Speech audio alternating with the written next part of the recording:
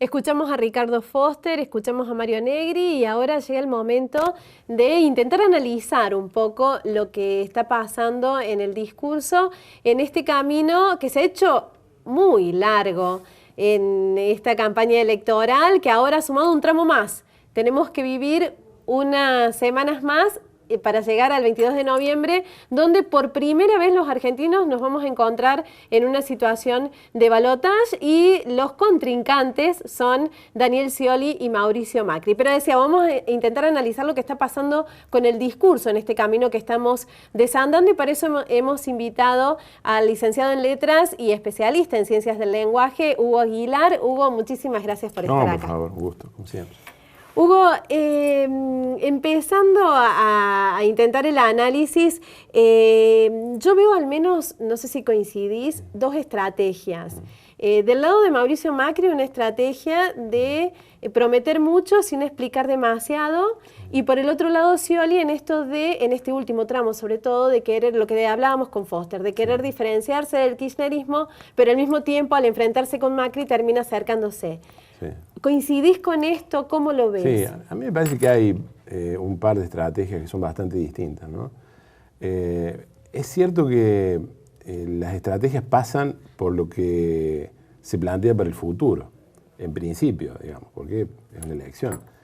Ahora, es cierto que del lado de Macri las propuestas son bastante difusas, digamos, porque me parece a mí que la estrategia global, en realidad, ha sido recurrir o construir o ir hacia la construcción de un cierto sentido común.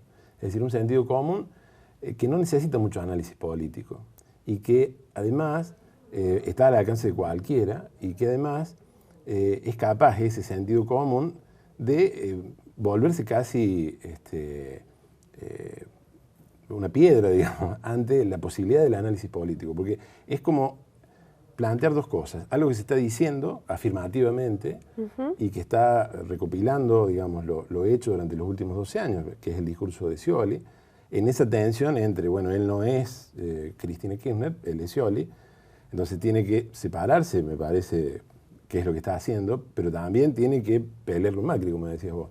Entonces me parece que hay una propuesta propositiva desde el punto de vista de Scioli, que es bastante analítica en el sentido de recorrer los logros de estos 12 años, porque no se pueden negar, y avanzar sobre eso, ¿no?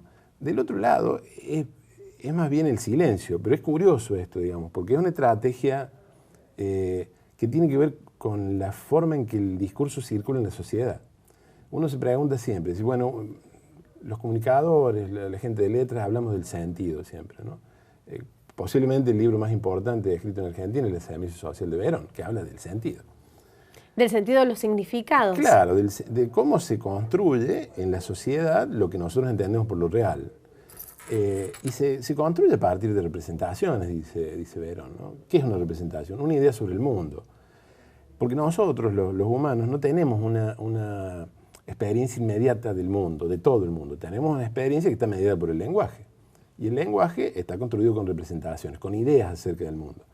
Bueno, si uno logra construir una representación lo suficientemente sólida, construye una versión de lo real. Y acá hay dos versiones de lo real en disputa, me parece a mí. Que curiosamente, del lado de Macri, se aleja bastante de los datos concretos del mundo. Pero es una construcción, es una representación de lo real, con un poder performativo, es decir, la gente lo votó en la primera vuelta, digamos, y a diferencia de lo que decía Negri, que Scioli perdió 2 puntos, en realidad Scioli sacó más puntos, sacó más votos, lo que pasa es que Macri sacó más puntos. Es decir, aumentó el volumen, los dos aumentaron el volumen, pero el volumen de Macri fue más grande. El tema es pasa por esos detalles también. El sentido se interpreta, es decir, las palabras se interpretan. En esto, y esto de que planteabas al principio del sentido común, a mí me llamó la atención una frase, el país normal. Lo decía Wiener, queremos un país normal. Lo dijo Cristina. Lo dijo Néstor en la Asunción del 25 de mayo. Claro, Cristina decía, les dejamos un país normal. Lo dicen ahora los representantes de Cambiemos, vamos a construir un país normal. ¿Qué estamos diciendo cuando decimos un país normal? Exacto, lo que uno quiere llenar, digamos, porque la palabra normal Es la palabra normal. Pero aparte da para mucho. Claro, cada uno de nosotros llena esa palabra con lo que a nosotros nos parece. Y ahí no se nos escapa ninguno. Esa será la ilusión que tienen los dirigentes, digamos. Lo que pasa es que la llenas desde tu sentido común. Entonces, si lo llenas de una cierta mirada del mundo, lo normal es A. Si lo llenas desde otro lugar, lo normal es B. Entonces, lo normal es convencional también. Entonces, me parece a mí que la sociedad argentina en estos 12 años ha naturalizado una serie de conquistas que han sido el producto de la lucha política. Y lo que se ofrece del lado de Macri es la ausencia de la política. Es muy curioso, digamos. Pero es el recurso al sentido común. Un sentido común que dice, por ejemplo, sí, en realidad Cristina hace cosas porque está enferma. Por ejemplo. Es decir, yo no conozco el dato. Entonces decís, bueno, eso te lleva a argumentar, ¿no? Y a generar enunciados y palabras y cosas alrededor de la realidad que no necesariamente son verdaderas, porque el tema es este también. Nosotros estamos dispuestos a aceptar que el otro, como estamos haciendo vos y yo, hablamos uno con el otro, estamos dispuestos a aceptar que el otro dice la verdad. Porque es una especie de disposición hacia el diálogo. De contrato implícito. De contrato implícito. Eso no quiere decir que tengamos el compromiso de decir la verdad, ni que la digamos. Entonces, si no, no hablaríamos. O sea, si no estamos dispuestos a aceptar a priori que el otro va a decir la verdad, no nos interesaría el diálogo. Entonces, cuando el otro habla, uno tiende a pensar que está diciendo la verdad. Y a veces se equivoca. Entonces, así es como se construye el sentido común también. Hugo, ¿cómo ves el rol que está jugando en todo esto y también desde el discurso, porque lo están usando mucho, los representantes de UNA, el masismo? Porque sin decir, dicen mucho. Y en esto de que han quedado en una posición, algunos lo atribuyen como una posición de árbitro, referee, lo que fuera. La cuestión es que sacaron un 20% de los votos. Y eso los sitúa en un lugar muy importante. Si bien no quedó más en el balotaje, los deja con la sartén bastante por el mango. Podés negociar desde ahí. Claro, ¿cómo ves el rol que están jugando? Y a mí me parece que están negociando. Entonces, el análisis que vos haces, bueno, 20 puntos son muchos votos. Los votos no son más de 5 millones. Son 5 millones de votos. De hecho, los votos no son de nadie. No nos engañemos. De todas maneras, Massa puede especular con que, bueno, lo votaron a él. Entonces, él puede especular a partir de ahí. Me parece que esto es política, digamos. Y la política es un posicionamiento constante de las piezas en ciertos lugares. Entonces, a mí me parece que están tratando de hacer valer esos 5 millones. O sea, en un tira y afloja que va por los grises, ¿no? Es decir, porque no han dicho, vamos a apoyar acá, vamos a apoyar de este lado.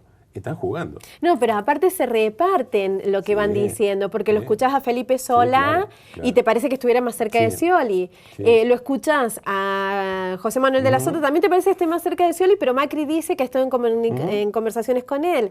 Lo escuchás a Sergio Massa y te parece que está más cerca de Macri. Entonces es como si se hubieran repartido el juego para no dejar de estar ahí en el medio. Claramente. A mí me parece que gran parte de la política, además de los hechos concretos, es discurso, digamos.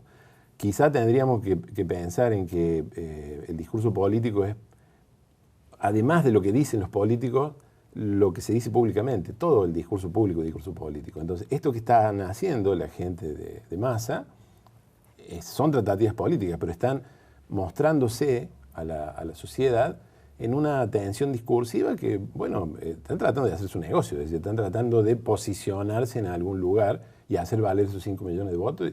Y es bastante razonable, digamos, porque es política. Ahora, habría que pensar también que de qué manera la sociedad evalúa este tironeo. Porque el votante de Massa, ¿qué cosa votó el votante de Massa? Entonces, será por eso que se distribuyen las voces, ¿no? Esta historia de las voces múltiples, que es una estrategia también. Es la estrategia de los monopolios comunicacionales también. O sea, parece que hay muchas voces y resulta que es una sola. Entonces, me parece a mí que es una estrategia válida.